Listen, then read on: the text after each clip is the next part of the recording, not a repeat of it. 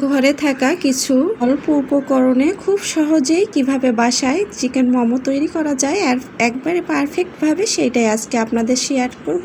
তো hello everyone, আসসালামু আলাইকুম। তো চিকেন মোমো তৈরি করার জন্য প্রথমে এখানে আমি 1 কাপ পরিমাণ ময়দা নিয়ে নিয়েছি। আপনারা চাইলে আটাও নিয়ে নিতে পারেন। এখানে দিয়ে দিলাম এখন সয়াবিন তেল। তেলটা দিয়ে একটা চামচের সাহায্যে নেড়ে চেড়ে এখন এখানে আমি পরিমাণ মতো নুন দিয়ে দিয়েছি। দিয়ে চামচের সঙ্গে শুকনো উপকরণগুলো সুন্দর করে মিশিয়ে নিলাম। এরপর এখানে গরম পানি অ্যাড করব অল্প অল্প করে। গরম পানিটা অ্যাড করলে আসলে এখানে ভালো হবে মূলত, কারণ ঠান্ডা পানি অ্যাড করলে সেরকম সুন্দর আর নরম তুলতুলে যে একটা ভাব আসবে সেটা কিন্তু কখনোই আসবে না। তো সুন্দর করে এই তো অল্প অল্প করে কিভাবে পানি মিশিয়ে নিলাম, নিয়ে সুন্দর করে একটা ডো তৈরি করে নিয়েছি। এখন এটা আমি রেস্টে রেখে দেব একটা ঢাকনার সাহায্যে ঢেকে। এরপর আমি চলে যাব মূল উপকরণে। যেহেতু চিকেন মোমো তৈরি করে নিব সেহেতু উপকরণগুলো দেখিয়ে দিচ্ছি। রসুন কুচি, পেঁয়াজ কুচি, গাজর কুচি আর আলু কুচি, আর নিয়ে নিয়েছি কাঁচামরিচ কুচি। এরপর এখানে চিকেনগুলো নিয়ে নিয়েছি। চিকেনগুলো একটু কিমা সাইজ করে কেটে ছোট ছোট করে কিভাবে দেখতে পাচ্ছেন। এখানে এখন আমি দিয়ে দিব স্বাদ মতো নুন, পরিমাণ মতো হলুদ গুঁড়া, আর এখানে অ্যাড করব মরিচ গুঁড়া। এরপর এখানে আমি অ্যাড করে দেব আদা রসুন জিরা পেস্ট। এখানে চাইলে আপনারা সয়া সসটাও অ্যাড করে দিতে পারেন, আমার হাতের কাছে ছিল না, যাই হোক আর দিলাম না। তো এত সুন্দর করে মেখে এটা আমি এক সাইডে রেখে দেবো। দিয়ে এখন আমি করব কি, চুলায় প্যান বসিয়ে দেব। তো চুলায় প্যান বসিয়ে দিয়ে যখন তেলটা গরম হয়ে আসবে তখন এখানে আমি প্রথমে রসুন কুচি আর পেঁয়াজ কুচিগুলো দিয়ে আমি 2 থেকে 3 মিনিট ভেজে নেব। এরপর আমি এখানে অল্প অল্প করে সব উপকরণগুলো দিয়ে দিব। এই তো আলু কুচি, গাজর কুচি আর কাঁচামরিচ কুচি, এগুলো দিয়ে আমি 3 থেকে 4 মিনিট ভেজে নিব। খুব একটা বেশি যে ভেজে নিব এটা করার আসলে কোনো দরকার নেই, কারণ এখন এখানে আমি মাংসগুলো অ্যাড করে দিলাম।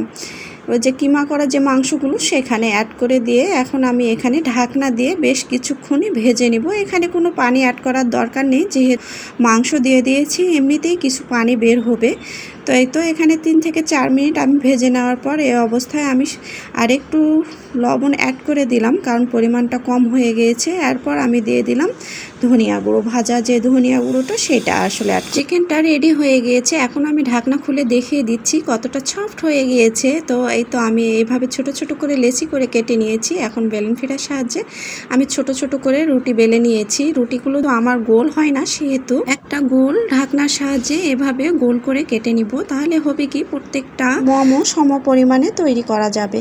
তো এই তো কীভাবে আমি গোল করে কেটে নেওয়ার পর আমি দেখিয়ে দিচ্ছি কিভাবে মোমোটা আমি শেপ দিয়ে নিচ্ছি। এটা নিতান্তই আপনার বিষয়, আপনি যে কোনো আকারে শেপ দিয়ে বানিয়ে নিতে পারেন।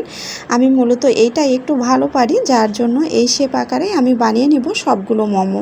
কত সুন্দর আর কত পারফেক্ট দেখুন যে সবগুলো মোমোই আমার বানা গিয়েছে। এখন আমি এইটাকে চুলায় স্টিম করে নেব। স্টিম করার জন্য প্রথমে আমি একটা হাঁড়িতে পানি বসিয়ে দিয়েছি। এরপর একটা ছাকনা বসিয়ে দিলাম।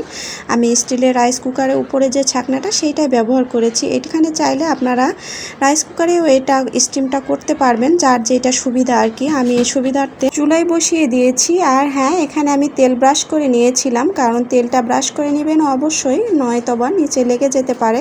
আর এটা যাতে সুন্দর এবং পারফেক্টভাবে উঠানো যায়, যার জন্য তেলটা ব্যবহার করে নিয়েছি। এই তো এখন আমি সব মোমোগুলো যখন দেওয়া হয়ে যাবে ঢাকনা দিয়ে ঢেকে এখানে 10 থেকে 12 মিনিট আমি স্টিম করে নেব, জাল করে নেব অর্থাৎ।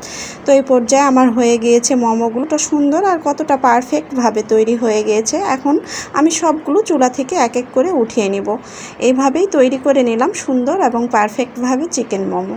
তো আমি সুন্দর করে পরিবেশন করে নিয়েছি। আজ কেমন লাগলো আমার ভিডিওটি অবশ্যই কমেন্টস করে জানাবেন। দেখা হবে নেক্সট কোনো ভিডিওতে। সেই পর্যন্ত সবাই ভালো থাকবেন। আল্লাহ হাফেজ।